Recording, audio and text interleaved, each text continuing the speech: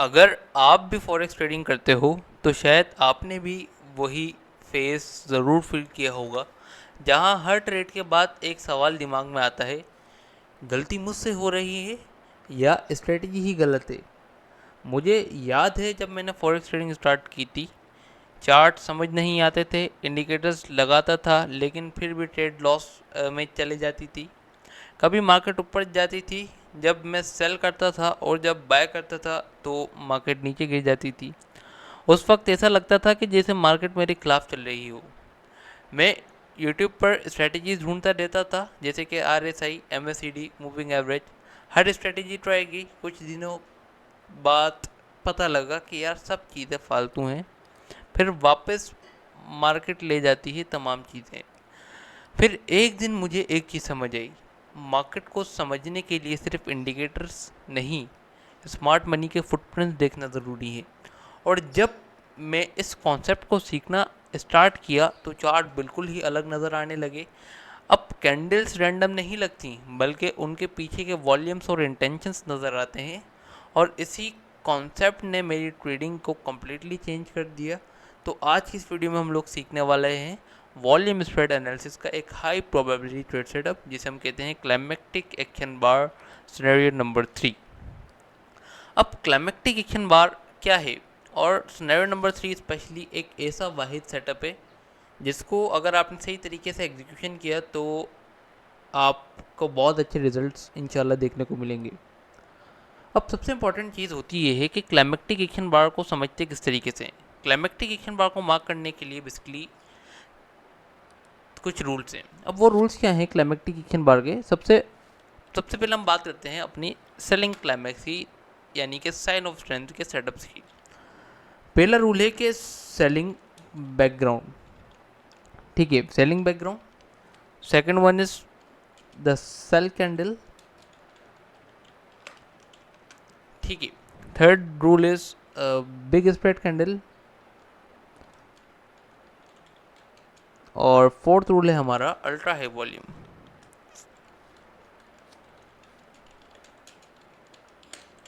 ठीक है, ये चार रूल्स हैं किसको मार्क करने के लिए। ये 4 रूल्स हैं for marking the climactic action bar.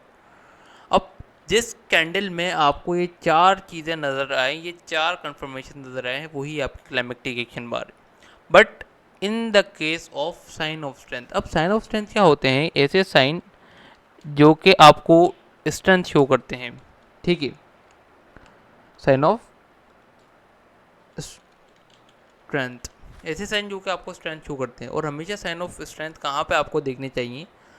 Up trend की रिट्रेसमेंट से।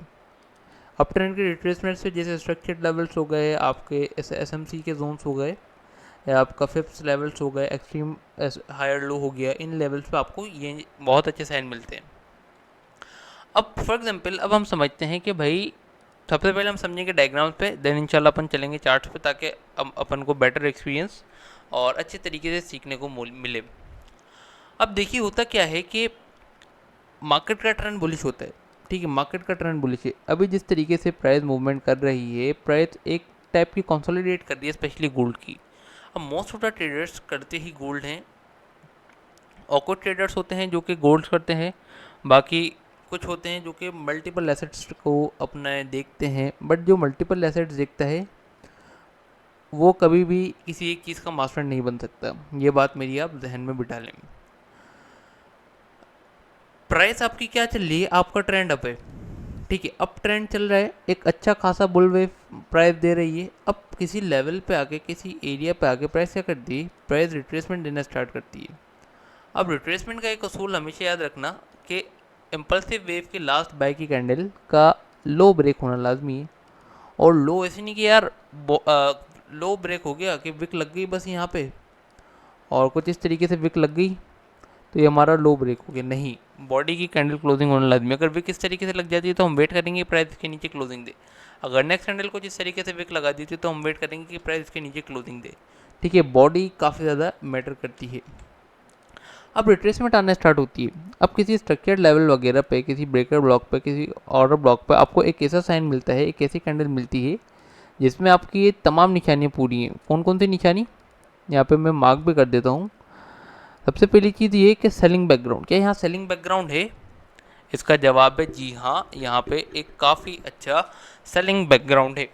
जितना अच्छा सेलिंग बैकग्राउंड होगा, जितना अच्छा सेलिंग बैकग्राउंड होगा, उतनी ही अच्छी आपकी क्लाइमेक्टिक एक्शन बार बनेगी और उतनी ही अच्छी वो आपकी वर्क करेगी। ठीक है, अब हम इस कैंडल में नोटिस करेंगे कि इस कैंडल में तमाम चीज़ें पूरी हैं या फिर नहीं। सेलिंग बैकग्राउंड है, हाँ भाई सेलिंग बैकग्राउंड है।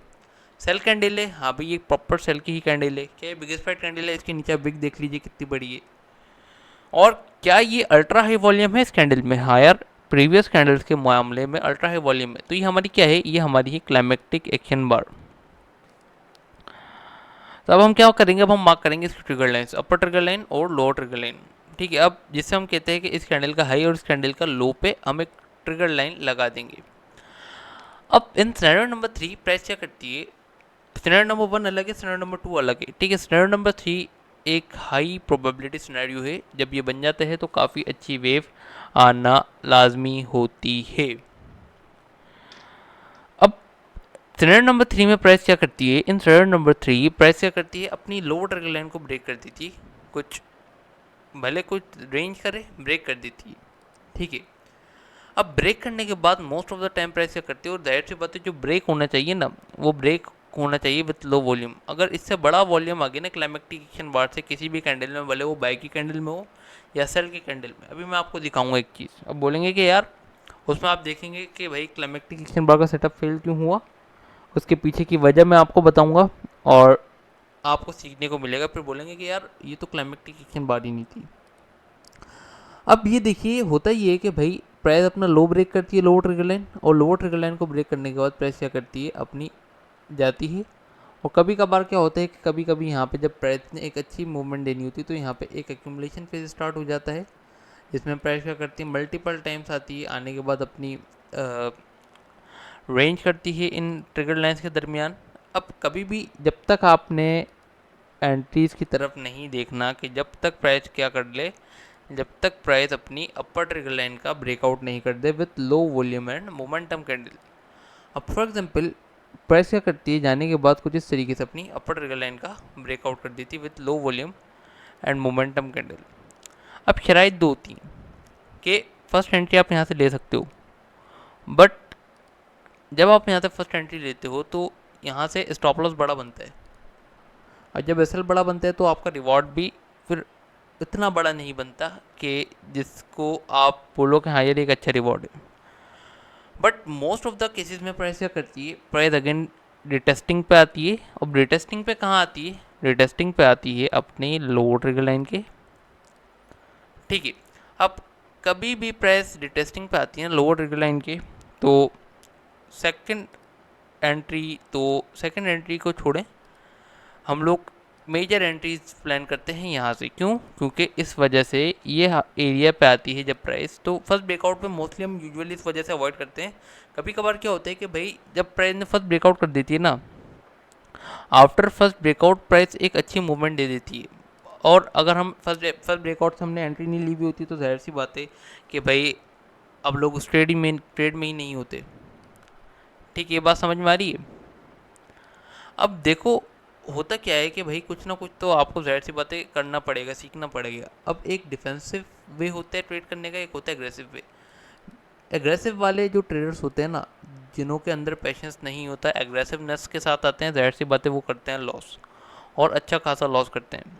क्योंकि मैं अपनी ही एग्जांपल के साथ बता रहा हूँ, क्योंकि मैंने भी एग्रेसिवनेस जब मैं करता था, जब एग्रेसिव में हो जाता था किसी भी चीज़ में, जाहिर सी बात है वो भले पढ़ाई हो, पढ़ाई में एग्रेसिव हूँ, भले वो रेस लगाने में साइकिल पे एग्रेसिव हूँ, तो जाहिर सी बात है एग्रेसिवनेस का नुकसान ही होता है। अब होता ये है कि भाई हम वेट करते हैं लोअर ट्रिगर लाइन का, और लोअर ट्रिगर लाइन पे आने के बाद भी ऐसे नहीं कि डायरेक्ट एंट्री ले लो। लोअर ट्रिगर लाइन पे आने के बाद हम वेट करते हैं दो कन्फर्मेशंस का। या तो हमारे को मिल जाए 2 बार रिवर्सल, ठीक है, या तो फिर हमें क्या मिल जाए? Effort versus result.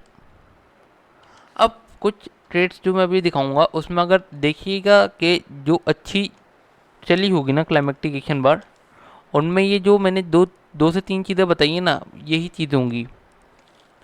और ये इतनी सिंपल है क्लाइमेक्टिक एक्शन बार का सेटअप, ठीक है। यही ये पूरा क्लाइमेक्टिक एक्शन बार का सेटअप, आपकी एंट्रीज होती है यहाँ से। स्टॉप लॉस जाहिर सी बात है यहाँ पे आपका छोटा बनता है बनिस्बत इस स्टॉप लॉस को, और आपको रिवॉर्ड भी एक अच्छा मिलता है। अब जाहिर सी बात है, अब चलते हैं हम अपने चार्ट्स पे और मैं आपको दिखाता हूँ सेटअप। सबसे पहले तो हम एक चीज़ दिखाते हैं आपको कि ये देखो। अब सवाल ये है कि भाई हमने यहाँ पे ना एक एरिया मार्क किया हुआ था। अब वो कौन सा एरिया था, वो हमने मार्क किया हुआ था H1 का, ये वाला। हाँ, H1 का हमने मार्क किया हुआ था ये वाला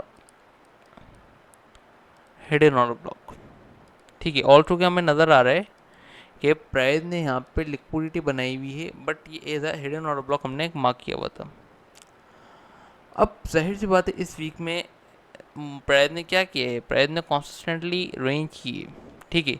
इन बाइंग साइड और सेलिंग साइड एक ही लेवल में प्राइस कितने दिन से एक ही लेवल में बैठा है, ये देख लो, एक ही रेंज में। ऑलमोस्ट कितने डेज हो गए, 10 डेज हो गए, 10 डेज से एक ही रेंज में बैठा है। और ये कितने पिप्स की रेंज है, ये है ऑलमोस्ट 2400 पिप्स की रेंज।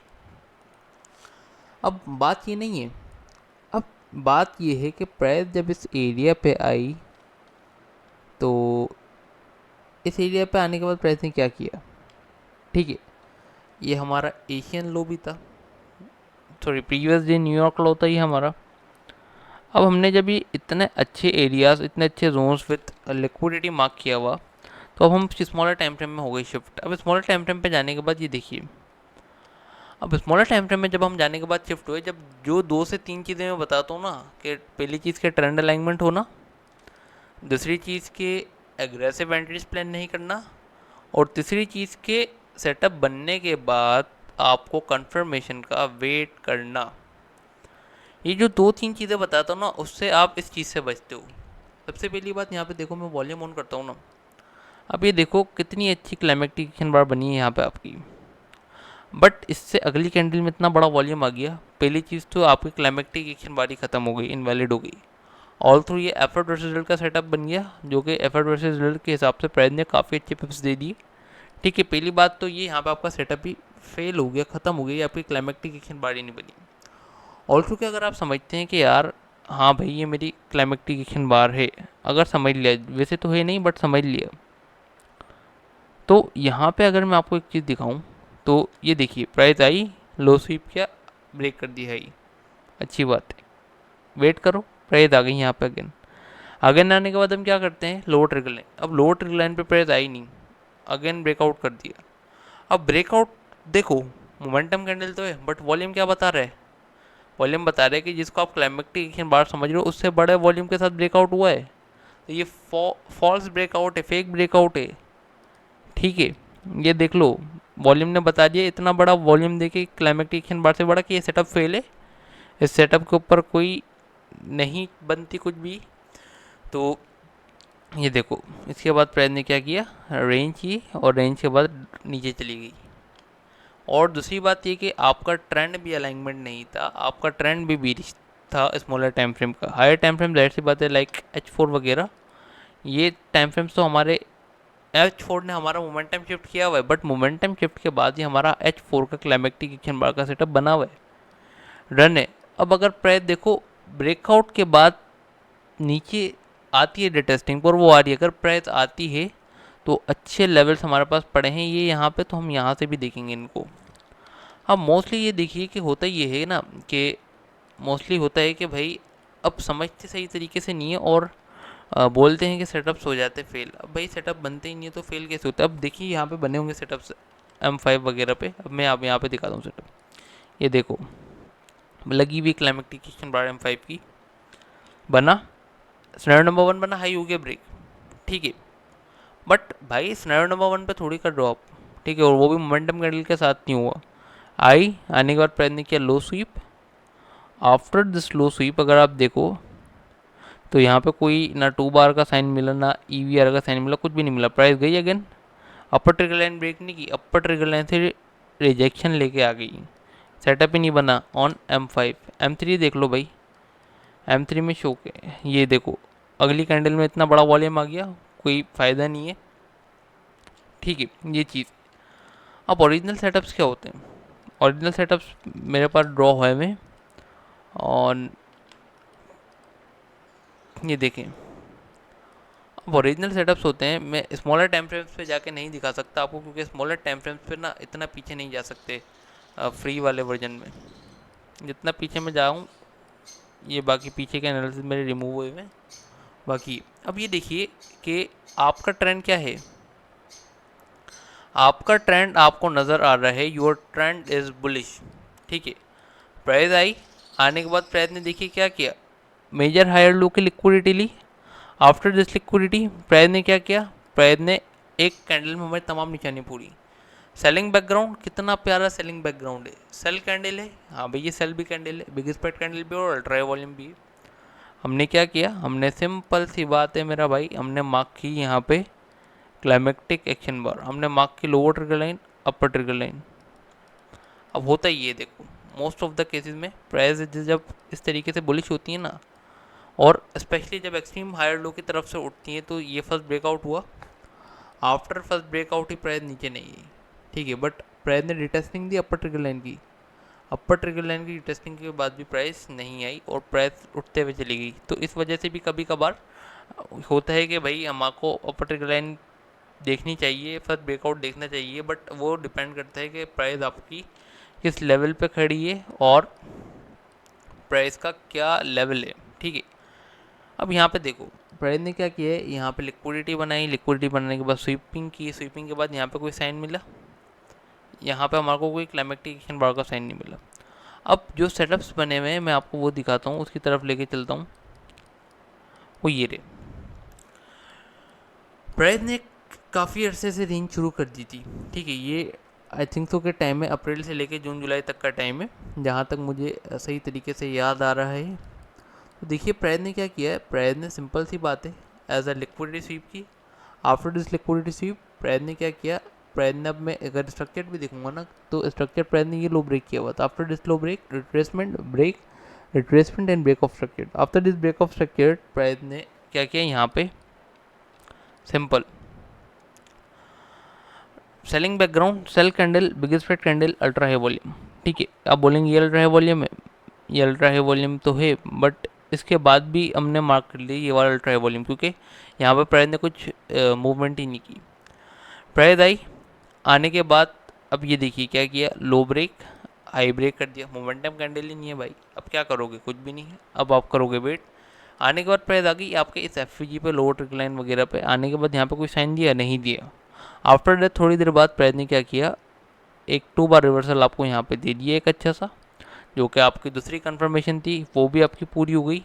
बट यहाँ पे एक चीज़ यहाँ पे आपकी कमी है, वो क्या है कि आपका स्ट्रक्चर, जो आपका ट्रेंड है, वो आपका साथ नहीं दे रहा। तो आप कुछ भी नहीं करेंगे, आप ना चाहते हुए भी इसको जाहिर सी बात है यहाँ तक ही होल्ड कर सकते हैं, क्योंकि जो कि प्राइस ने ईजिली आपको टीपी अचीव कर दिया है। एक अक्लमंद शख्स क्या करता है, अपनी 80% क्लोजिंग करके होल्ड कर सकते हैं ब्रेक इवन करके। ठीक है, अब प्राइस ने देखो क्या कर दिया, प्राइस ने अगर आपने यहाँ पे फुल क्वांटिटी भी बुक कर ली ना, ठीक है, ओके, नो प्रॉब्लम। अब प्राइस ने क्या किया, देखो प्राइस ने किया है यहाँ पे अपना स्ट्रक्चर शिफ्ट कर दिया बाइंग में। अब पता है कि सर अगर रिट्रेसमेंट पे आएगी ना, अब जाएगी बाय। अब अगर आप ये वाला से, अगर ये वाले भी आप कर लगाओ, ट्रेड ली भी होगी, होल्डिंग पे होगी, तो इसका भी स्टॉप लॉस नहीं गया है। ठीक है, अब अगर मैं यहाँ पे आपको बोलता हूँ कि ये देखें प्राइस का अप ट्रेंड अलाइनमेंट था, अब हमने यहाँ पे क्या किया हुआ है, डेली का head in order block mark किया हुआ है। प्राइस आई डेली के हेड इन ऑर्डर ब्लॉक पे, हमने क्या किया, हमने देखा कि भाई ये हमारा selling background, sell candle, biggest spread candle और अल्ट्रा हाई वॉल्यूम इस कैंडल में। अब यहाँ पे मैं आपको दिखाऊँ मार्क करके, ये देख लीजिए अल्ट्रा हाई वॉल्यूम। तो अब हम क्या करेंगे भाई, अब हम सिंपली मार्क करेंगे क्या, upper trigger line, lower trigger line, price ने किया low break, then high break, उसके बाद प्राइस ने क्या किया, रिट्रेसमेंट पे आया लोअर ट्रिगर लाइन की, और लोअर ट्रिगर लाइन की रिट्रेसमेंट पे आया, बहुत बहुत ही परफेक्ट सेटअप है, 2 बार रिवर्सल। यह ये थी आपकी परफेक्ट एंट्री। यहाँ से कुछ इस तरीके से आपका स्टॉप लॉस था यहाँ पे, जिसे हम कहते हैं एक्सट्रीम एक्सट्रीम या फिर डेफिनेट लो, और जो आपका टीपी था आप तक आता है ये वाला स्ट्रक्चर लेवल। अब आपको पता है कि हाँ मेरा ट्रेंड अलाइनमेंट है, तो अब ये मुझे देखिए बड़े टारगेट्स, अब इस तरीके से हर रिट्रेसमेंट्स पे कोई ना कोई साइंस बने होंगे वॉल्यूम्स के, और वॉल्यूम्स के साइन के बाद प्राइस इसी तरीके से मूवमेंट करती है। अब रही बात किस चीज़ की, हम आपको एक और सेटअप दिखा देते हैं कि ये तो सिनेरियो नंबर 3 था ना, सिनेरियो नंबर 2 का सेटअप बीटीसी में। इंशाल्लाह नेक्स्ट वीडियो में मैं आपको साइन ऑफ वीकनेस का सेटअप दिखाऊंगा। ये सेटअप बहुत ज़्यादा बड़े हो गए हैं, और सेटअप की बात करता हूँ, ये वीडियो बहुत ज़्यादा बड़ी हो गई है, तो उम्मीद करता हूँ कि आपको समझ में आया होगा क्लाइमेक्टिक एक्शन बार सिनेरियो नंबर 3 के सेटअप के बारे में, और वॉल्यूम्स को किस तरीके से एग्जीक्यूशन किया जाता है with using a market structure, SMC zones, और with using our all the criterias जो कि हमने मार्क किए होते हैं, और उसके साथ अलाइनमेंट किस तरीके से की जाती है। आई होप सो कि आपको समझ में आया होगा, पहली चीज़। दूसरी चीज़ ये कि this video is only for the educational purpose, not for the financial advice. इस वीडियो में जितने भी वर्ड्स इस्तेमाल किए गए हैं, trade, entry, positions, exit, profit, loss, X Y Z, जितनी भी चीज़ें हैं वो तमाम एजुकेशनल पर्पस के लिए, कोई फाइनेंशियल एडवाइस नहीं है। इंशाल्लाह मिलते हैं नेक्स्ट वीडियो में, तब तक के लिए दुआ में याद रखिए।